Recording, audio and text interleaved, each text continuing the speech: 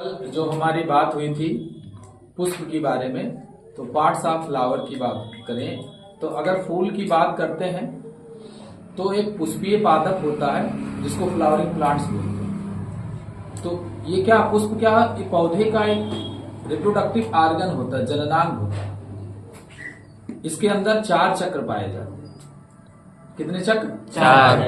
कौन कौन? सबसे पहला काइलिक्स, कोरोला, एंड्रूसियम और गाइनोसियम। तो काइलिक्स कोरोला जो होता है ये इन दोनों को माना जाता है एसेसरी पार्ट्स, एसेसरी रूल्स बोलते हैं, सहायक चक्र माने जाते हैं। और एंड्रूसियम और गाइनोसियम को नेसेसरी रूल्स मानते हैं, ये पुष्प के आवश्यक चक्र के अंतर्गत है। तो इस प्रकार से हम पुष्प के 4 चक्रों को 2 भागों में समझ सकते हैं, एक तो सहायक चक्र और एक आवश्यक। तो सहायक में हम 2 को समझते हैं, कौन कौन?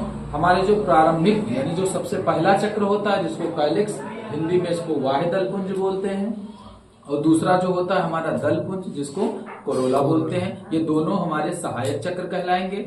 और पुमंग और जायंग जिसको एंड्रूसियम गाइनोसियम कहते हैं, ये हमारे आवश्यक चक्र कहलाते हैं। इनको दिखाता हूं कैसे होता है। देखिए ये एक खिला हुआ फ्लावर है और इसको कंप्लीट फ्लावर बोलते हैं।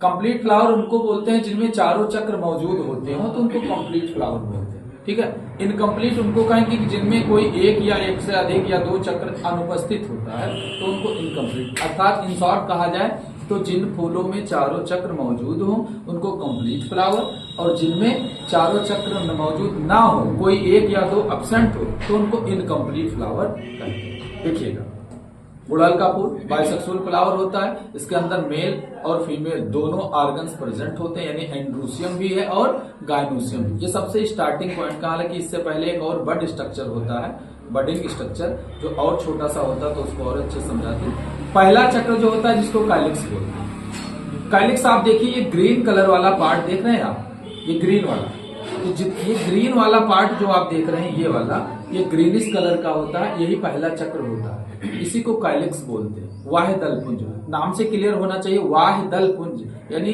ये सबसे बाहर वाली संरचना होती है, तो इसलिए हम कह सकते हैं वाह्य दलपुंज में कि यह पुष्प का प्रथम चक्र होता है जो बाहर होता है, जो प्राय हरे रंग का होता है, यानी ग्रीनिश इन कलर होगा, हरे रंग का होता है। और ये क्या होता है, जब ये कोरोला नहीं निकला होता, यदि रेडिश कलर बाहर नहीं निकला होता, तो ये हरे रंग से कवर था पूरा। तो यानी कह सकते हैं इसका कार्य होता है कि फूलों को बडिंग फेज में यानी कलिका अवस्था में काइलिक्स उसको सुरक्षा प्रदान करता है, protect the flower at the budding phase. ये किसका काम होता है? काइलिक्स का काम।